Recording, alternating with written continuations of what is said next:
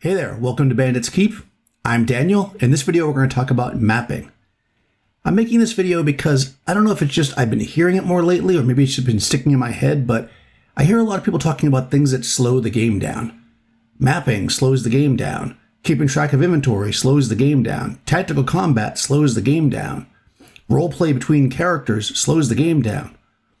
But isn't all that the game? So I'm not quite... But anyways, I think that if you are having issues with mapping and you think it's clumsy or it's not working for you, just like most things, it comes down to practice.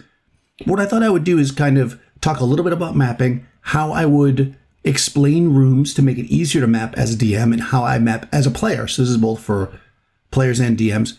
There's effectively two ways that I map. A more precise way of mapping, which I would say you would use if you're going to repeat, it's like a mega dungeon, a place you're going to go back to multiple times, or if it's a very specific place where the exact measurements of the rooms more or less matter a lot. This is not always true, of course. A lot of times we're doing one-shot adventures, or we're doing 5-room dungeons where things can be abstracted. I've used a hex flower for that, for instance. So there's different ways to do it. And even when I'm making an adventure, if the map itself is not super important, sometimes I just make notes for myself. And actually, how you operate as a DM is the same as the player. It's kind of... both types of maps have their places, and both can be done in different ways. So what I thought I would do as an experiment here, see how it works out, is I'm going to jump on a donjon over here. And over here, if you've not been to donjon before, I'll put a link.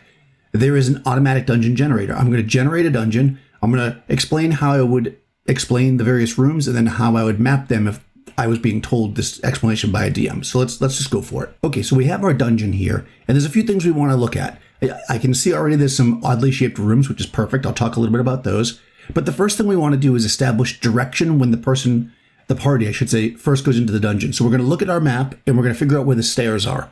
Now I can see right here are the stairs coming down. Well, they're stairs going up, which means they're coming down into this part of the dungeon. This is the first floor of the dungeon. If you're going to go down those stairs, you're coming from the east going west. That's important.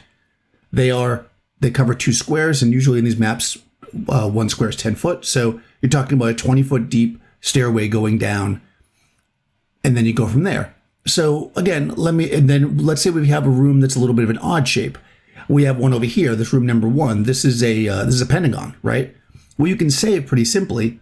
This room is a pentagon. The most southern wall of the pentagon is 50 feet across. And each of the other walls is approximately 50 feet as well. The east and west walls from the flat wall slant slightly outwards, and then the east and west walls on the north part of the room slant inwards to create a point. Again, you don't have to be that perfect. That's good enough for someone to be able to look at it and go, okay, I can draw that. And again, I'll show you how to do that in a second. Any of the rooms that are more rounded, I would just say the room is effectively a circle, but the walls are not perfectly straight. It's actually in the shape of, and I would just say how many sides there are. Again, typically these things aren't important. If you're in a dungeon, though, where that is important, make sure that you emphasize, right? If there is very specifically 12 walls, and there's a statue in each of the walls, and whichever wall you go to is going to change what happens, obviously you got to get deeper into that. Okay, so I'm on the iPad now with graph paper. We have that staircase coming down, which basically is coming from the east going west. I already said it was 20 feet and then ends in a 10-foot platform and immediately turns to the left. So now as a mapper, I'm going to go, okay, well, 20 feet of stairs going down, ends in a 10-foot platform, turns to the left, right? So this is what I see when we first come in. When I get to the corner, the DM will say, okay, it extends a total of 30 feet, then once again cuts to the left. So a total of 30 feet, so that includes the square I was in, cuts to the left. Okay, so they come down to the corner, and I'm going to say, okay, remember, torches go about 40 feet. So I say, all right, well, beyond the square you're in, it extends 40 feet, but right at that 40-foot mark is a passageway that goes in 4 directions, basically all cardinal directions. So again, they're going to come over here, and they're going to go 10, 20, 30, 40, right? And it's going to basically go like this. Like this. This is all they know right at this point, because they're not down there yet. If they head down there, they say, okay, well, we're going to go down to the right, to the east, as it would be. They come down to the intersection. there's a 10-foot section above you that has a door in it. Okay. When they look to the south, they can see that it extends. Again, I'm going to think about their torchlight. Yep, it extends 40 feet and then turns.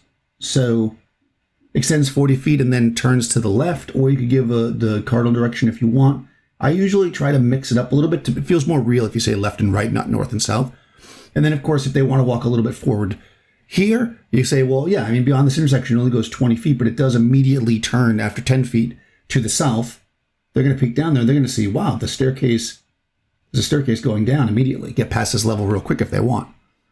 So let's handle 2 rooms, and then I'll switch over and go to the more simple mapping. Okay, so let's say they're going to explore that door to the north. You can explain to them, because the way this map is drawn, that the door itself takes up a full 10-foot square. That's unusual for the way I draw maps, but this mapping software, that's how it does it. So then you're going to tell them, you are in the southwest corner of the room when you open the door. The room itself is 50 feet north to south and 70 feet east to west. So they're going to go 50 feet north to south, 70 feet east to west. I usually give that first so they can get a rough out. And then you'll demonstrate where the doors are. There is a door on the west wall all the ways up in the north corner. Okay, so they know that's there. There is a door 30 feet from the west wall on the north wall. Okay. There is a door on the south wall. Let's see, 30 feet from the east wall. And there we go. And then you just proceed from there. It's pretty simple. Again, if you have an oddly shaped room, you can just describe it as I said. As far as the secret door room is concerned, it's the exact same thing. If they had found that secret door, you would just say, okay, you are in the northwest corner of the room on the north wall. The room itself is 30 foot square. Again, pointing out that the door itself takes up a 10-foot square. We can look at this and go, okay, so the room is 30 foot square.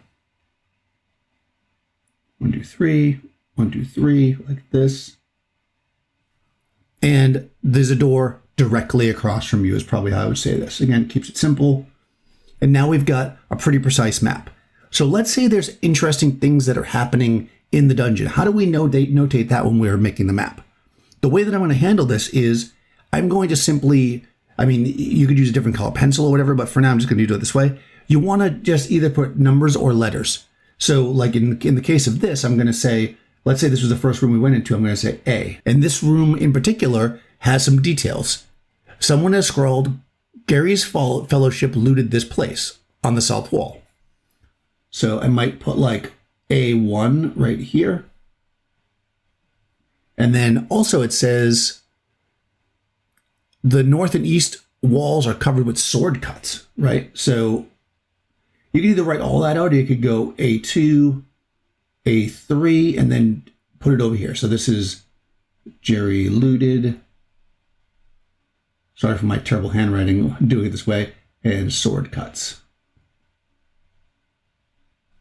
If there was something in here of note, like let's say you fought some goblins and you left their bodies there, or there was anything else, you would write this here in your key. It's just easy enough just to put it here.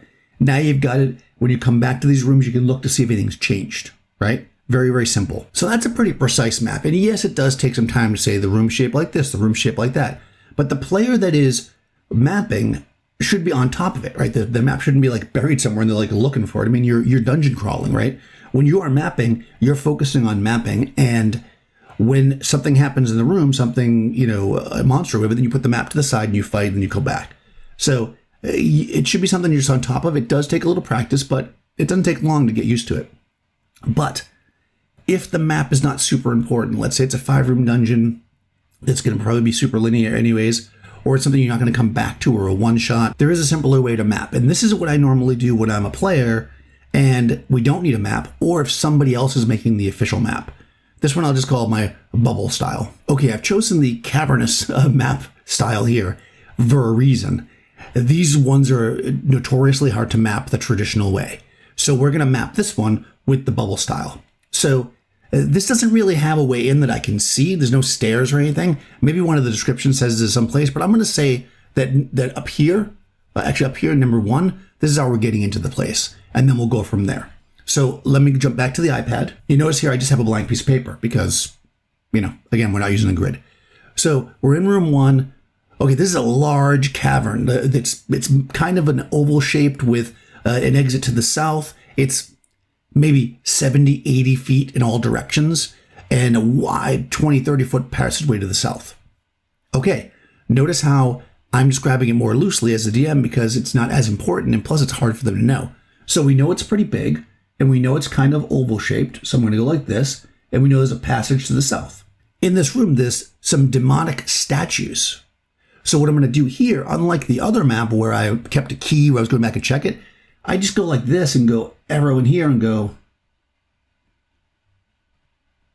demonic statue, right? Keeping my notes.